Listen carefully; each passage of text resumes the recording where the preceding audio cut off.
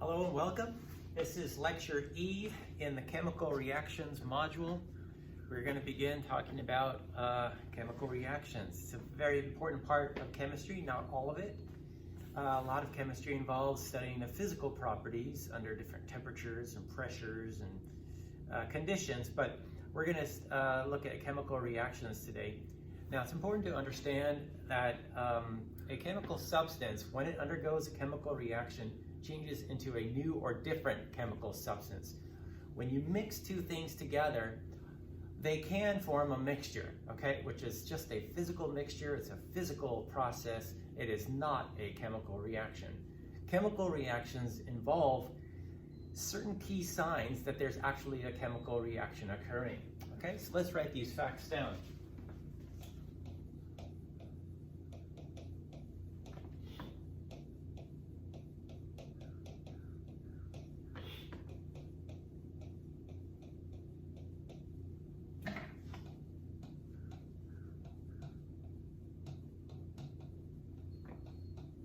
Okay, chemical reactions produce new substances by a change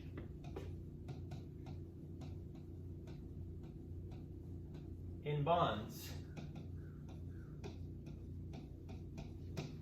Now, we have previously talked about water and what that looks like. Let me maybe grab some models here. I should have had these prepared in advance, but let me show you what we're talking about here. Now, there's bond breaking and bond forming processes that occur during a chemical reaction. Okay. Now, when we want to form a molecule of water from elements such as hydrogen and oxygen, we indicate this by a chemical reaction, which we'll get into, but there's going to be bond breaking and bond forming. Okay, so we've talked about what a water molecule looks like. Red is oxygen and the whites are hydrogen, okay? And hydrogen, we'll talk about this in a bit, is a diatomic molecule consisting of two hydrogen atoms. So this is hydrogen, H2 gas, and it contains a bond. That gray line there is a bond. And oxygen, we won't get into why it looks this very strange way, but oxygen is O2. And O2 is a molecule that consists of two oxygen atoms. We'll define a molecule in a bit. All right, so this is oxygen and this is hydrogen. And if you just think about these as tinker toys, you know, how would you have to manipulate these?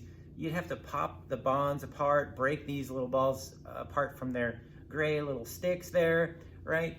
And make this water molecule. In the beginning of the video, you may have heard those little snapping sounds. Those are the snapping sounds that these bonds make, okay, when you just disconnect them. They make a little popping sound, all right?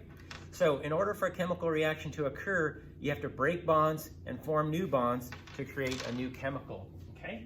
And so what are the chemical changes that occur here, okay?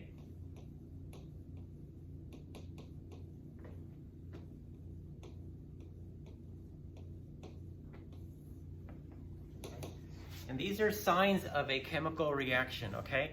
If you mix salt water and normal water together, they mix and nothing seems to happen, right? It stays a clear colorless liquid in the beginning and it ends up a clear colorless liquid at the end.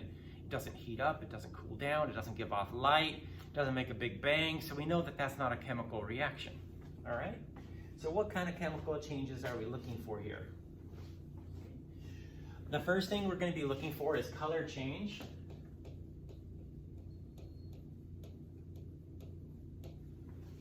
Here's an example.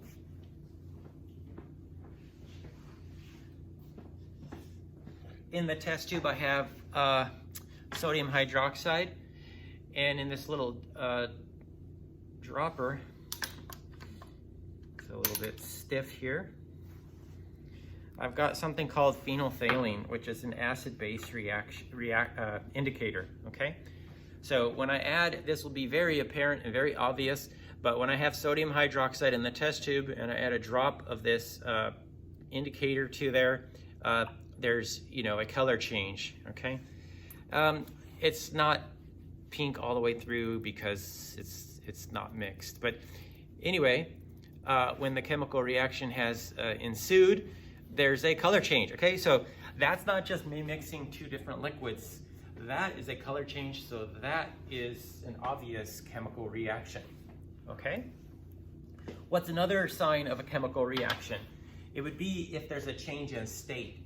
Things starting out with aqueous, say for example, magically change to a solid or something like that, okay? And we call that a precipitation.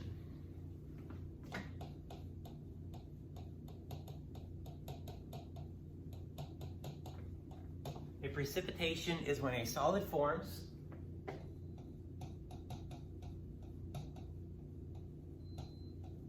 from two solutions.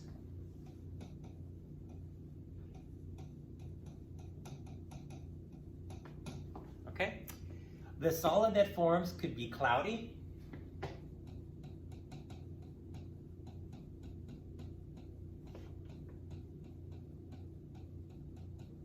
it could appear like milk, or actual solid that's on the bottom of the test tube. The next example I'll show you involves two things. There's a color change as well as a precipitation. So let's take a look at this solid forming reaction and what I am talking about.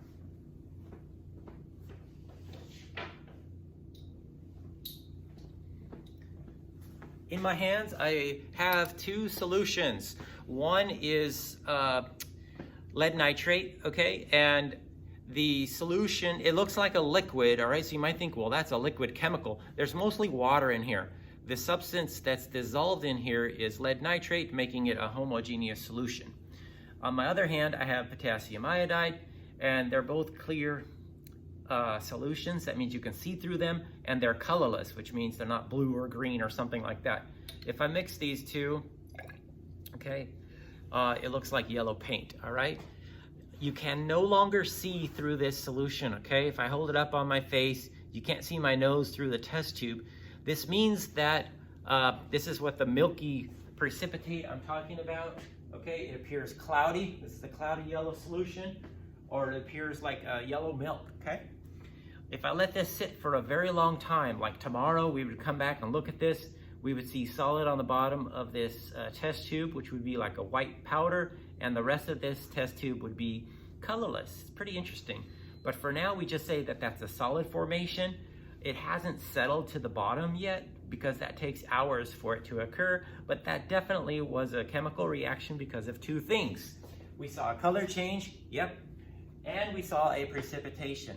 Now, not all precipitations require a color change. In the lab, we mix two things together and we see a cloudy white mixture. That's just an ordinary precipitation reaction, okay? So that's an indicator that you have a chemical reaction.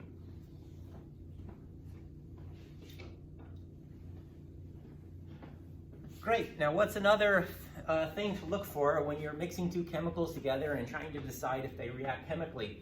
Another sign of a chemical reaction is a gas forming reaction.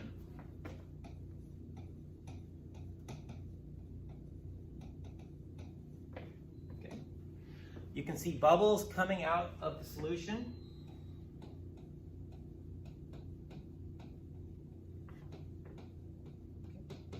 Sometimes you can smell an odor, like rotten eggs or something like that. Sometimes it might be a green color, okay, or a yellow color or a colored gas.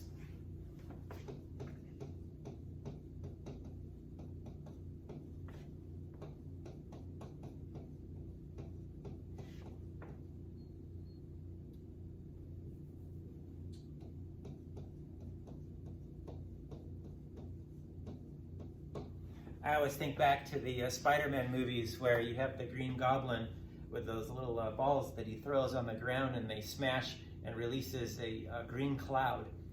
Okay, so let's look at a gas forming reaction. Now, I want to make a note here before I proceed. Do not confuse this with boiling, okay? Boiling water is very hot, and I'm not going to be able to hold this test tube if it was boiling, all right? So this is not boiling.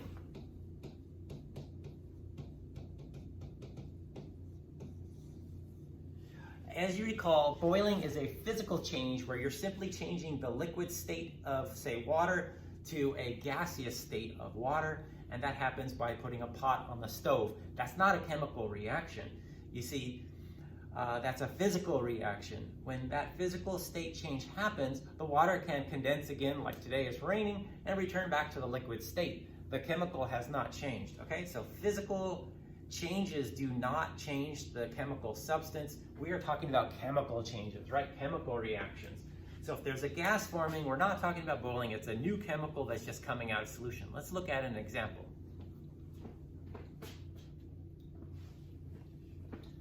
So I've got two solutions. They're clear, colorless, okay? They look just like water. And if I mix these two, one is sodium bicarbonate, aqueous sodium bicarbonate, right? Not the solid baking soda at your house. And the other one is a solution, it's a vinegar, okay? It's a solution of acetic acid. So if I mix these two together, okay.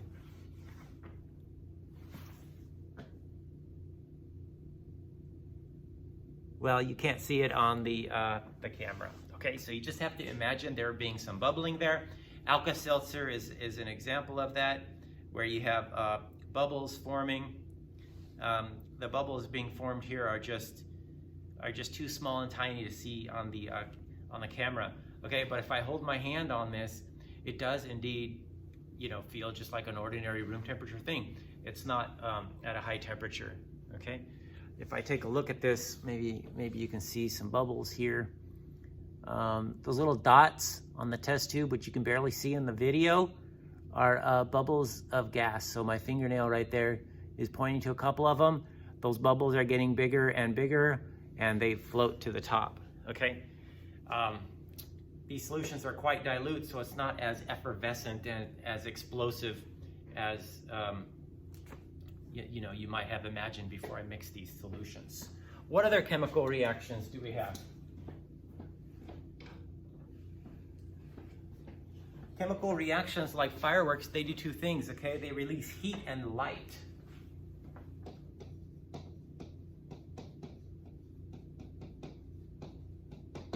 So let's position the camera over here where I have a burner and take a look at those chemical reactions. Let's see if I can adjust the camera here so we can see this burner here. Okay, so the first chemical reaction we're doing right now is with a flame. There is methane coming through this gas tube here, and it's combining with oxygen in the air to produce light.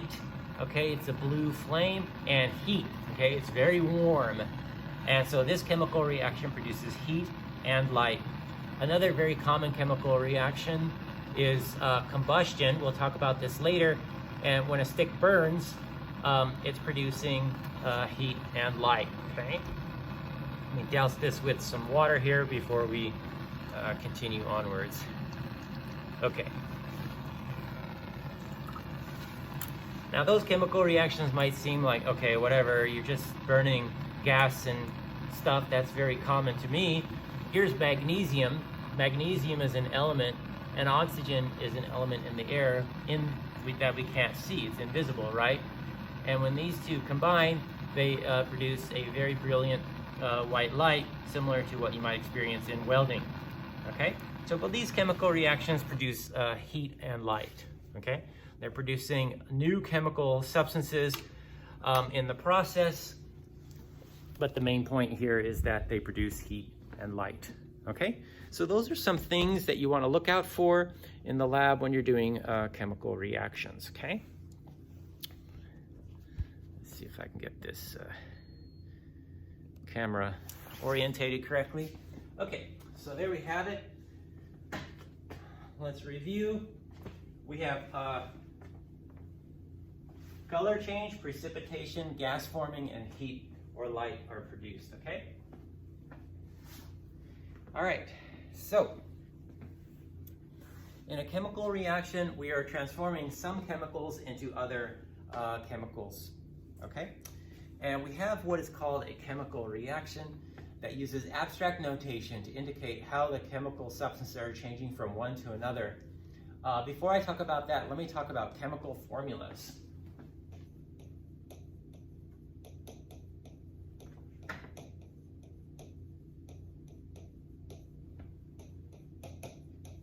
we've talked about H2O before, and we've held up a model, and we said that it contains 2 hydrogens and 1 oxygen. This number 2 is a subscript, and it tells us how many atoms we have in the chemical formula. This 2 is after the H, so it refers to the number of hydrogen atoms that we have in a water molecule, okay?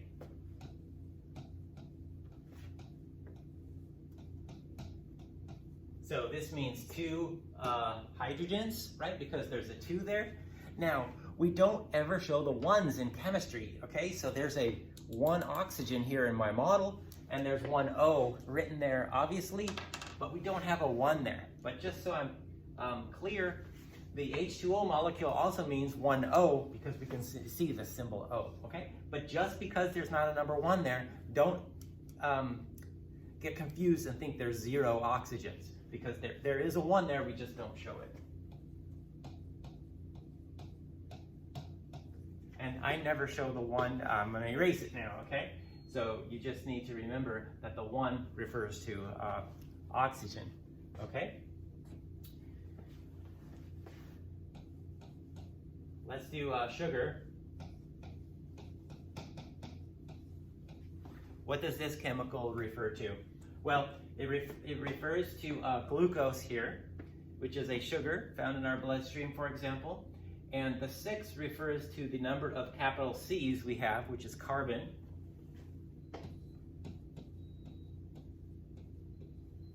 The 12 refers to the number of hydrogens.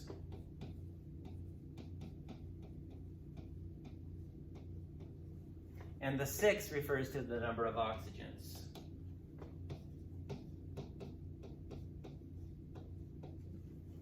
And this is called a chemical formula, okay? It's very specific for that substance. 6 carbons, 12 hydrogens, and 6 oxygens. Glucose won't have a different combination, okay? Dalton's law of matter suggests that atoms come in whole numbers, right? And they combine in small ratios to make compounds. This is a compound containing 2 or more different elements, right? So this chemical formula represents a molecule. A molecule is the smallest unit of matter, okay? If I take a gulp of water, I'm drinking billions and billions and billions and billions of these little water molecules, but this is the smallest unit of water, okay? The hydrogens and oxygens are bound to one another through chemical bonds, and so that's it, okay? If I have 2 water molecules, yes, I can separate them, but this is the smallest unit that still retains that chemical identity. So this is called a molecule.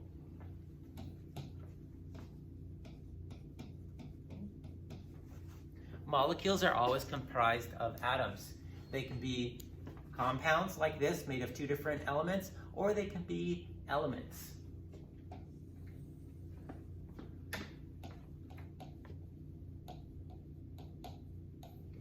Most elements in the periodic table are just a single loner atom, like copper, for example, okay? And that's the chemical formula for copper. We know it on the periodic table, capital C, lowercase u, that's copper. But some elements are diatomic. Di means 2.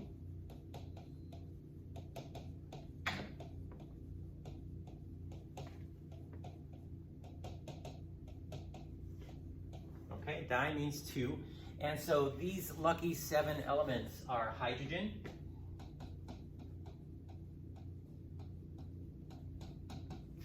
which has this chemical formula H2, as I showed in the beginning of the video. This is hydrogen. It never occurs as a single atom H floating around, okay?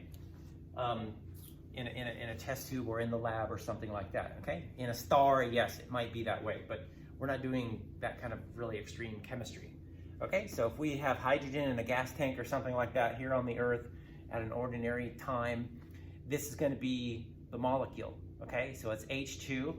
It's a diatomic element, but it's still an element because it's comprised of only 1 type of atom, okay? So you've got hydrogen, oxygen. So it's very important to realize whenever you're doing a chemical reaction with oxygen, whenever you're breathing oxygen, that's going to be O2. Nitrogen,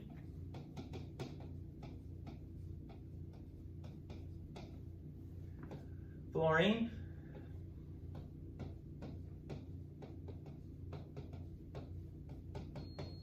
chlorine, bromine, and iodine.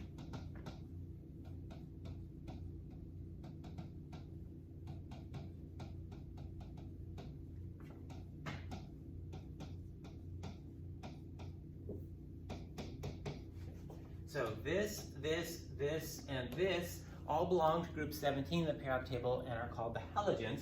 They are all diatomic, okay? So when you breathe bleach by accident from your bleach bottle, you're breathing a molecule of Cl2. You're breathing chlorine gas, which is composed of Cl2 molecules, Cl2 atoms stuck together, right? It's chlorine molecules, all right? So all of these are diatomic elements. So when we write chemical reactions, when we're dealing with these elements, all right, we're going to be writing them as diatomic elements. Some elements are polyatomic.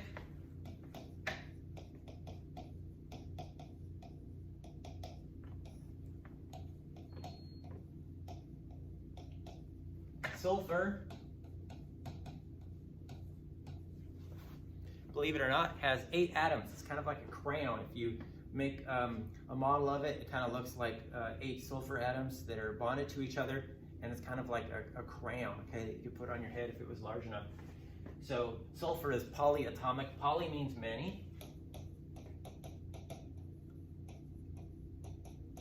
And so the sulfur element is made of many sulfur atoms, right? Bonded to each other. Phosphorus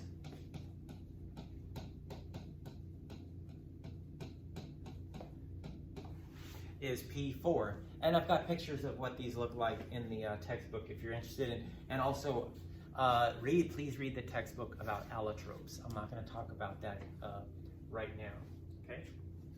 So these are the formulas for elements. We have the formulas for compounds that are provided to us, H2O or some other things, okay? So how do we indicate a chemical reaction? We indicate it with a chemical equation.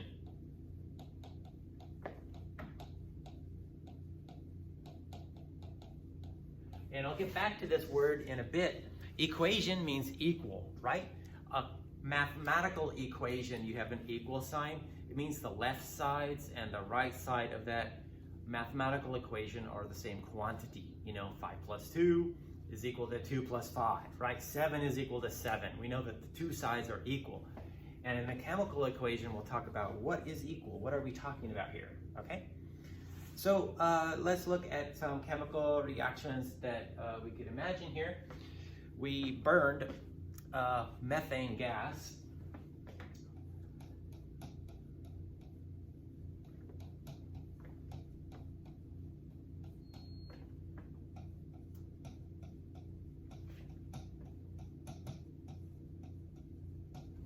So on the very left, I have methane.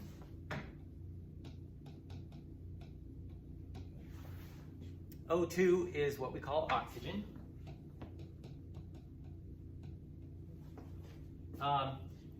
This is carbon dioxide, and this is water, right? Or steam, water vapor or steam. So we have two different chemicals here. So we're starting from stuff on the left, and we have this little arrow thing, and we have stuff on the right, okay? So it's read from left to right.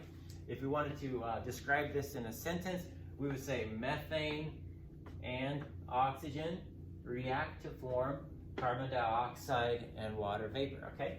So when you have a chemical reaction that involves heat, maybe you're heating it up or maybe it produces heat, we put a little triangle above the reaction arrow, okay? That, believe it or not, is the Greek symbol for fire. So these two burn, they produce heat and light, right? So there's a little triangle. The triangle kind of looks like a campfire or something. And we form two new chemicals, okay? So let's define some stuff here. These are called reactants.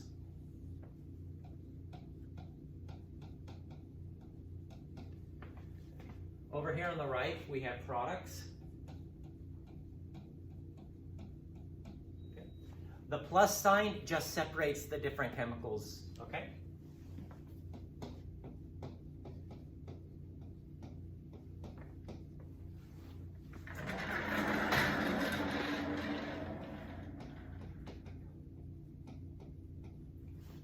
The arrow means yield.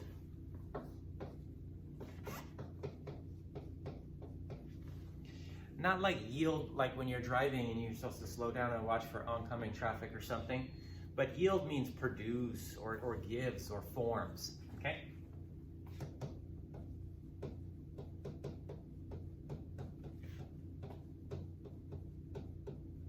So think about this as a manufacturing process where we're producing these products from these reactants or starting materials. The triangle, as I mentioned, means heat. And we have parentheses next to each of the chemicals, and those are states.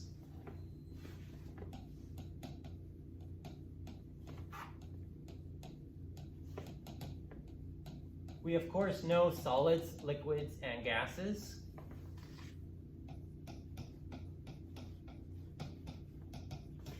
The fourth one that we need to always write is AQ, which means aqueous. Okay, AQ means aqueous, all right? Now, let's talk a little bit about the conservation of matter.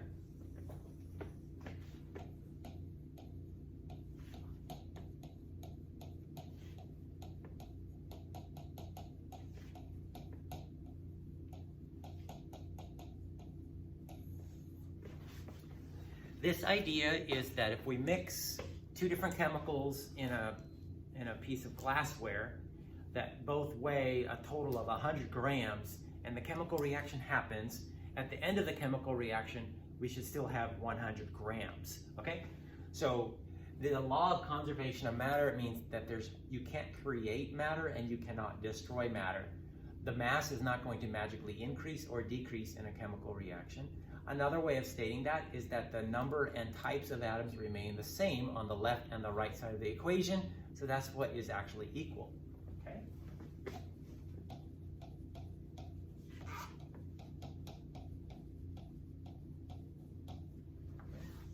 So that's what the conservation of matter means. The mass won't change. And what we want to indicate here is that the number and type, maybe I should spell it out, number and type of atoms are the same on the left and the right side of a chemical reaction.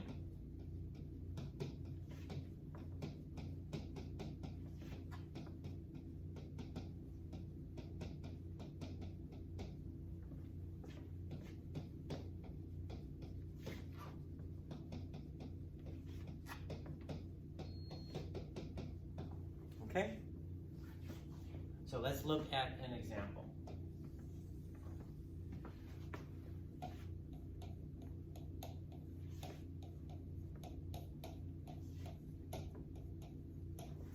Remember that the subscripts or numbers in the formulas tell us the number of atoms in that formula unit or that molecule, okay?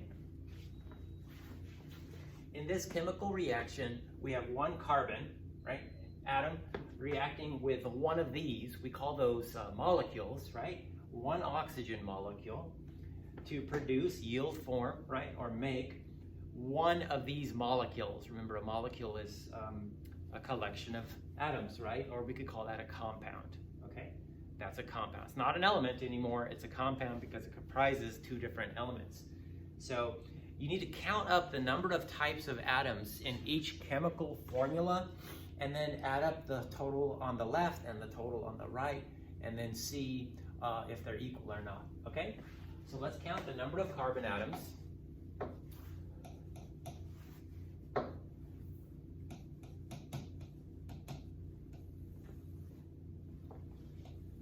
And let's count up the number of oxygen atoms.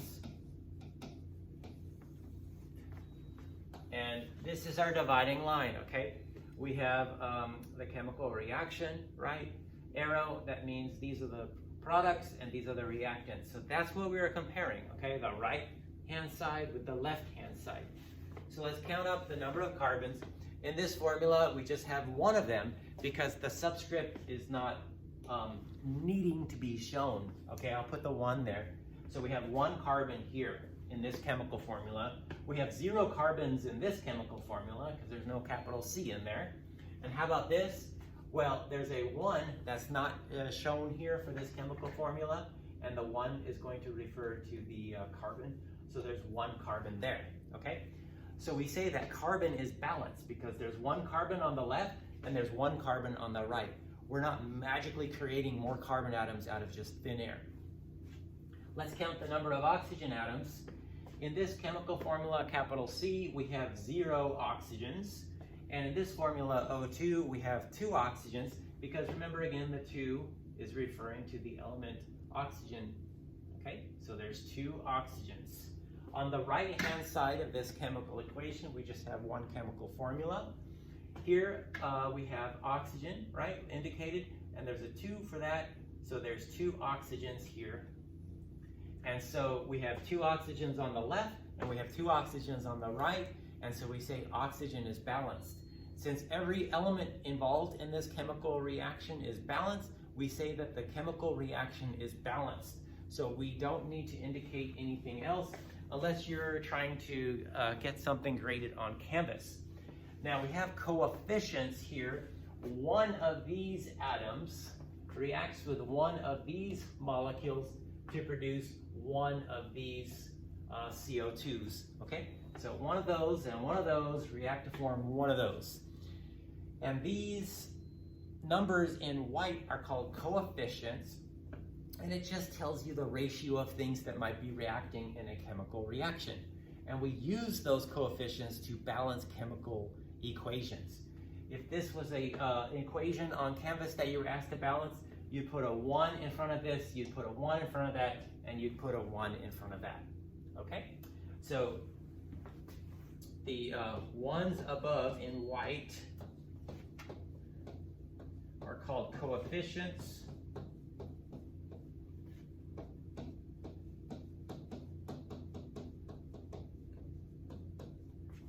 It's a very important term here, coefficients.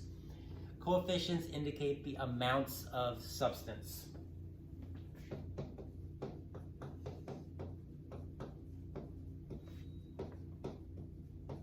The amount of substance or chemical formula specific for that reactant or product, okay?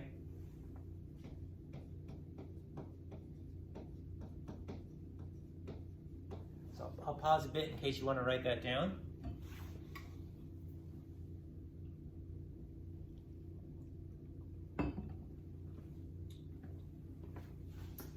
Now let me indicate an example where we have to fiddle with the coefficients to get the equation to balance, okay? Let's look at this reaction here.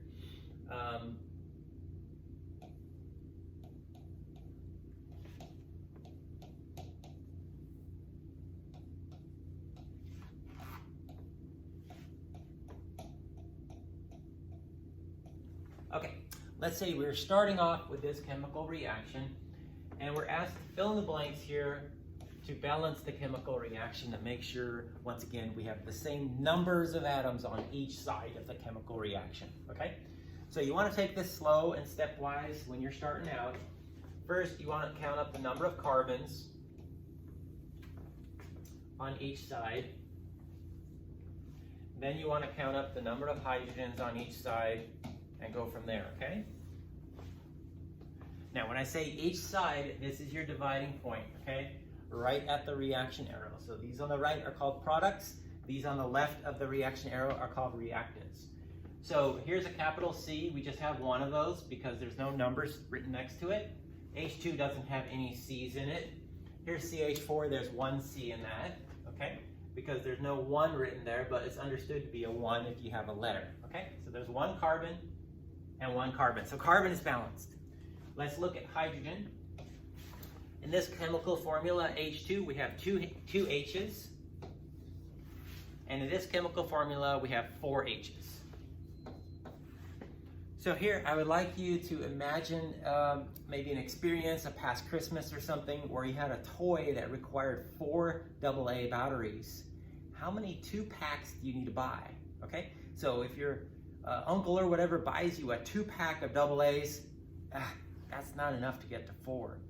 But if he buys two 2-packs, that's a total of 4 batteries, and that will snap into the 4 spots in your toy, and you'll be able to play with your Christmas toy. Okay?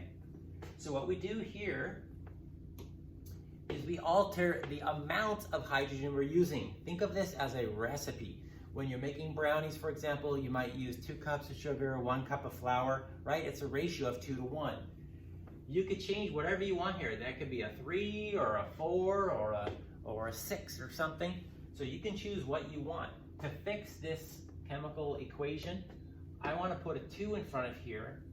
Okay, that 2 in blue is a coefficient, and it's just saying I need twice as many of those. Okay, and the number of hydrogen atoms here are calculated by multiplying the coefficient, which is the blue 2, by the subscript, which is the yellow 2. So 2 times 2 is 4. Okay, and over here I have 4. So now it's balanced. Okay, so I'm just going to do some eraser work here and put 4 here. Okay, so 2 times 2 is 4 hydrogens, and I've got 4 hydrogens there. So now hydrogen is balanced. So this is my balanced chemical equation. Remember again that if you're trying to enter this into Canvas, you need to put a 1 here and a 1 here so that your balanced chemical equation is correctly graded. Okay, so let's put a note here. We calculate the number of hydrogens on the left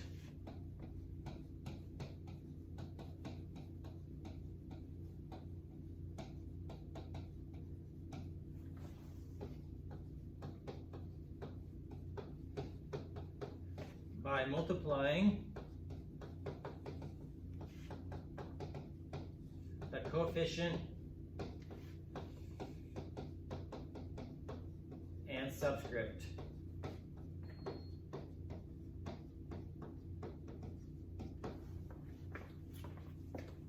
So the coefficient is 2,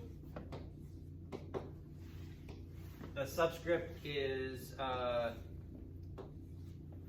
2, so it's just 4 there, okay? Now I'm doing this nice and slow here because we're going to see a slightly more complicated example next, okay?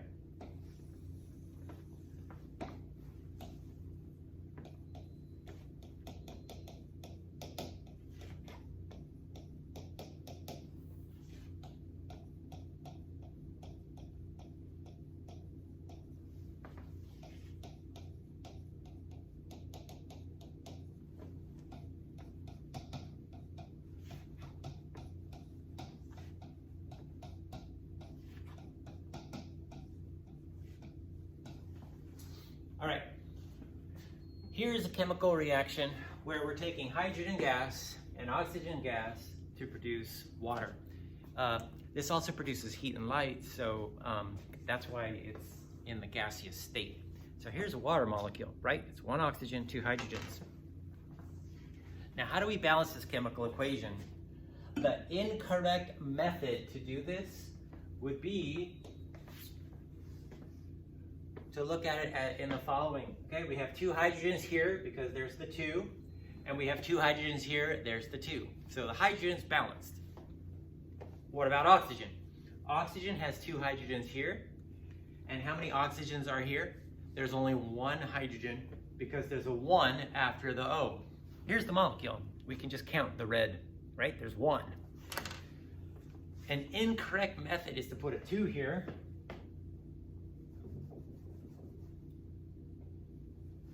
Okay? Because H2O2 is a completely different chemical substance. H2O is water, you can drink that. H2O2 is hydrogen peroxide.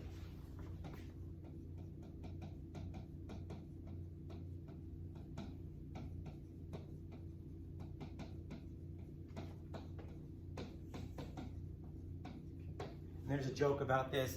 A guy walks into a bar and says, "Hey bartender, I want some H2O." The next guy walked in, he said, "Hey bartender, I want some H2O too." And the second guy died.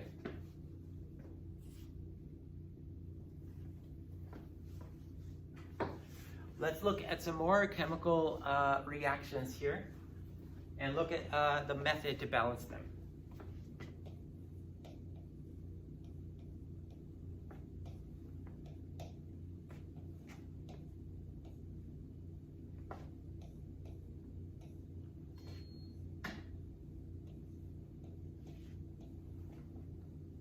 So here, we're taking zinc, which is an element, oxygen, which is a diatomic gas at room temperature, to produce zinc oxide, which is a compound. These lines here are something you might encounter in Canvas. Basically, fill in the blanks. Enter whole numbers for each of those.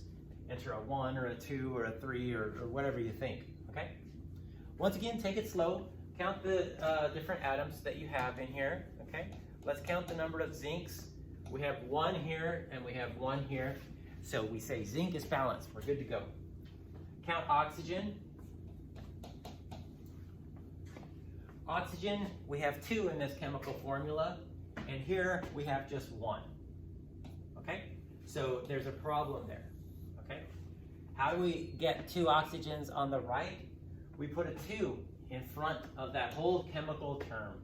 Okay? We cannot squeeze a 2 just, I don't know if you can see my pen, we can't squeeze a 2 right in front of the oxygen only, because this substance, zinc oxide, is made of 1 zinc and 1 oxygen. We can't suddenly say there's a 2 in front of it, because that's kind of like the same thing as saying it's ZnO2. So you can only put a number on these blanks that I provided you, okay?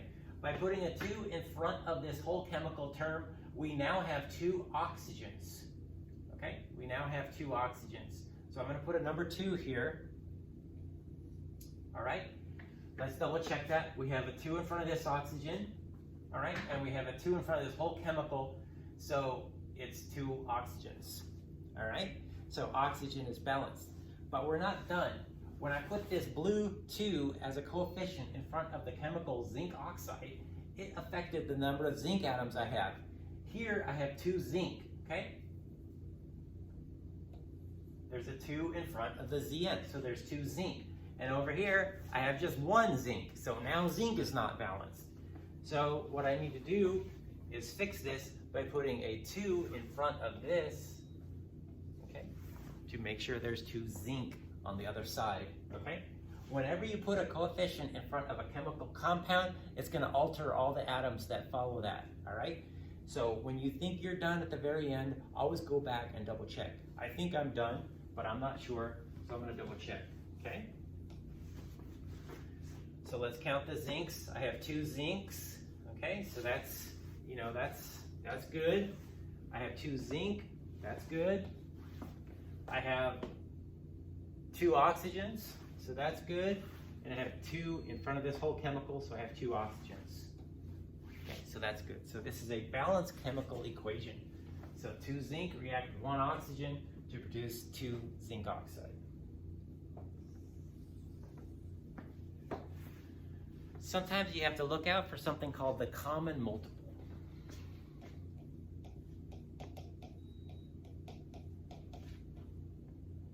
The least common multiple or the common multiple.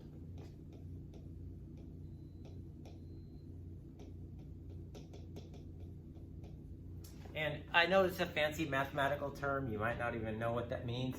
That's fine. It's just a math trick, okay? So let me show you.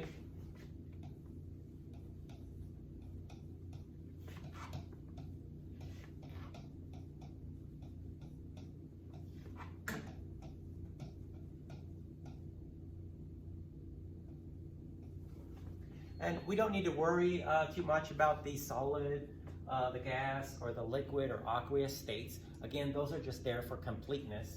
What we want to do is find out what whole numbers we need to put on each of these lines to balance the chemical equation.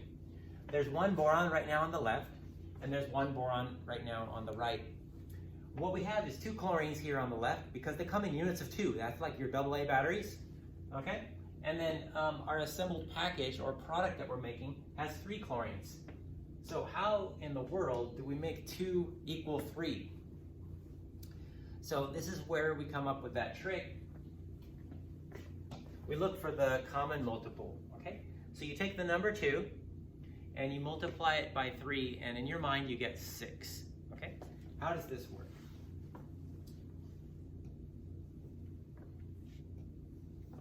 You basically factor the number 6 in your mind and you think about how can you make a 6, okay? So here we have 3 times 2 which is equal to 6 chlorine atoms, okay? So we have 3 chlorine atoms, three chlorine molecules. Each chlorine molecule contains 2 chlorine atoms. So it's 3 times 2 is 6. That's the number of chlorine atoms in this term. And over here, we have 2 times 3,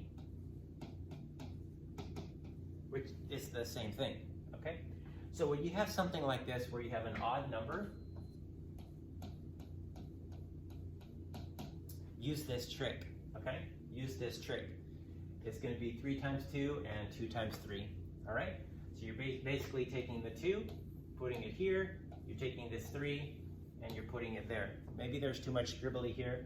I've explained it in 3 different ways, but that's the trick you want to do, okay? Let me erase that.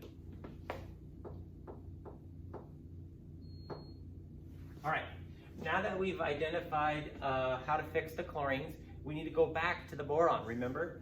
Whenever you put a 2 in front of a chemical formula, it's going to change all the atoms. So this 2 in front means that we have 2 boron, and I need 2 boron over here. So I need to put a 2 in front of that, okay? So that's how you balance that. Let's look at another one where we have to do the least common multiple.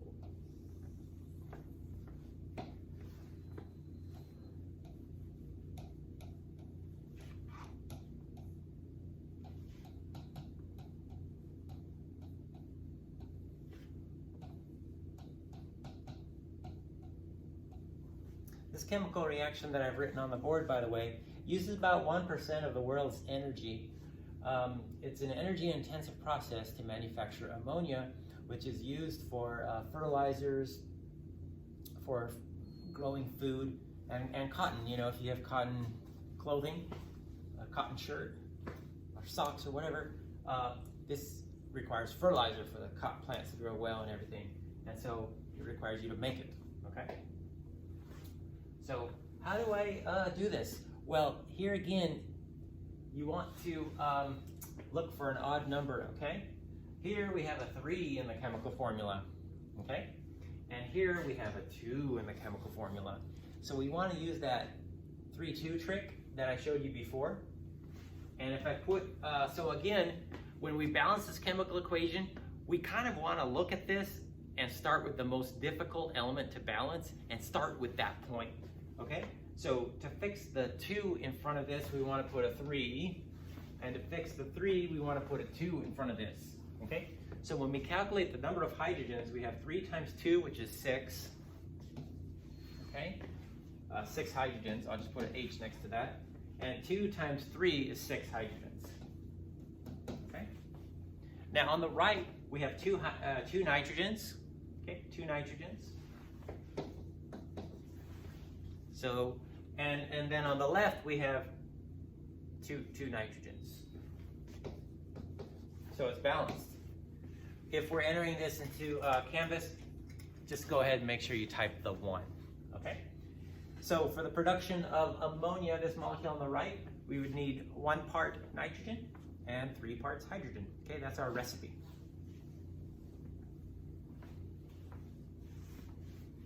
All right. Let's do a couple more balancing the equations. Let's do, let me grab the book here so I don't take something too totally difficult for us all.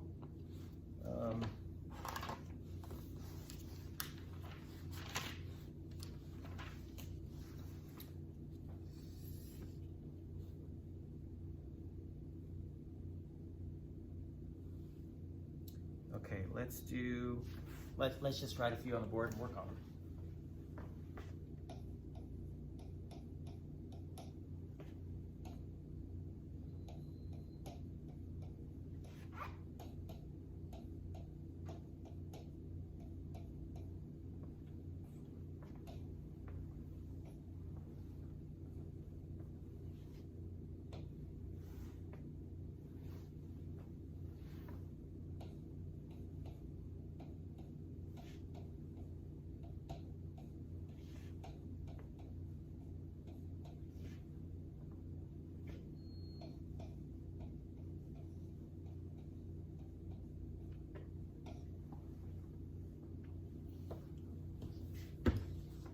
All right. In the white colored pen, we have calcium reacting with chlorine to give calcium chloride, okay? And some students, they jump in, okay, what if we put 2 here? What if we, okay, so first thing what you want to do is count all the atoms on the left and the right and see if it's balanced already. In this case, we have 1 calcium and 1 calcium, so calcium is balanced. Okay, we can make a little note above it. So there's 1 calcium and 1 calcium. In this representation here, we have 2 chlorines. And in this whole representation, we have a 2 next to the Cl, so that's 2 chlorines. Okay, so this equation is balanced. You can just balance it by putting coefficients of 1, 1, 1, 1. So it's already balanced. Hey, that's great. We didn't have to do much work. In the next example, it seems, wow, look at this, 10 oxygens. How in the world are we going to do this? Okay, so first of all, start off by figuring out what you got. So here on the left, we have 4 phosphorus. Here on the right, we have 4 phosphorus. Okay, so far so good. We got half of it. Phosphorus is balanced. Now we got to deal with oxygen. We have 2 oxygens, but we need 10. Okay, so what do I put in front of this? We put a 5. Okay, put a 5 here because 5 times 2 is equal to 10, which is the same as 10. Okay? We also need to put 1s in here if you're going to enter this into Canvas for it to be graded properly. Okay? So simple math, when you see something like 10 and you have 2, okay, you're going to need 5 of those, right? Because 5 times 2 is equal to 10. All right? That's how you solve this type of problem. Let's look at some more and see, you know, what they might look like.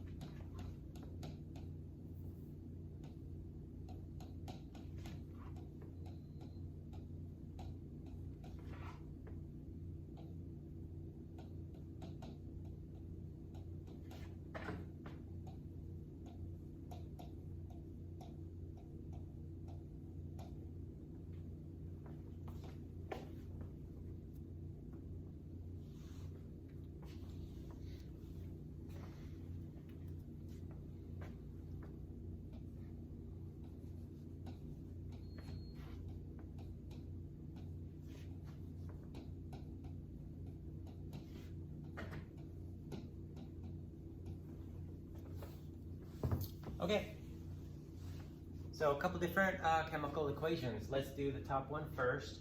So we got magnesium, that thing I burned earlier that brilliantly shone bright. So there it is way over here on the right. Magnesium MgBr2 is the chemical formula here. Okay, so we got 1 magnesium and 1 magnesium. That looks to be balanced so far. Here's this state I would like to remind you. AQ stands for aqueous. It means a homogeneous solution. Okay, so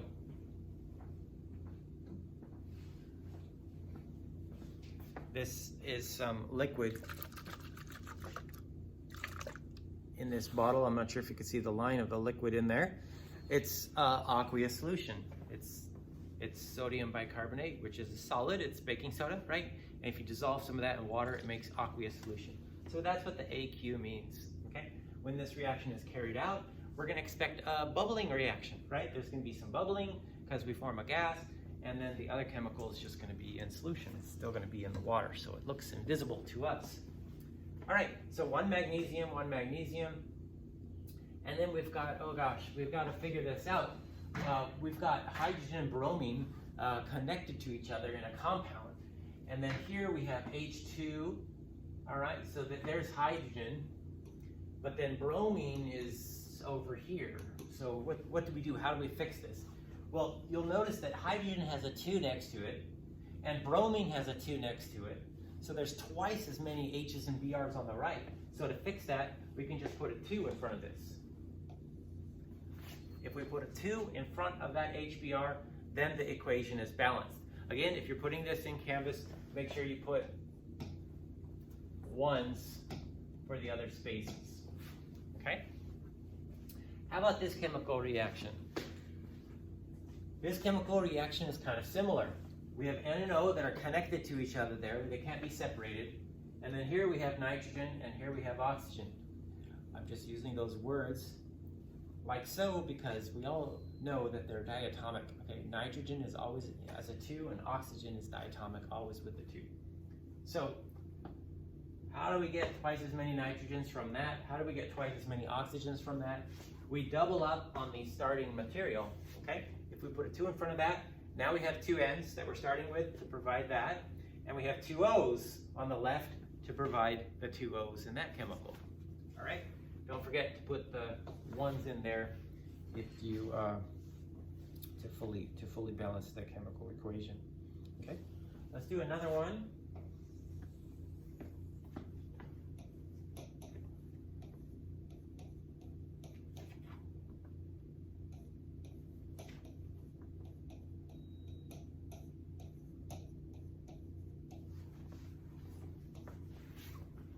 So this starting material here is AgO. Ag, as you recall, is silver. Okay, silver. And oxygen is oxygen we've seen before. So oxygen is not balanced. There's 1 oxygen on the left, and there's 2 on the right. So to fix this, we want to put a 2 in front of this whole term so that we have 2 oxygens now on the left, and we have 2 oxygens on the right. Okay? Now, since we have 2 silvers, we want there to be a 2 in front of this term here so that it's balanced. Okay? So 2, 2, 1 are the coefficients for this balanced chemical equation. Okay? Let's do a couple more here as examples. Usually I would give these to students in the classroom, and we'd work in pairs or something, and we'd regroup or re-explain it, or the students would explain it better to each other or in a different way to help understand things. Okay. This looks interesting. I've not done this one before.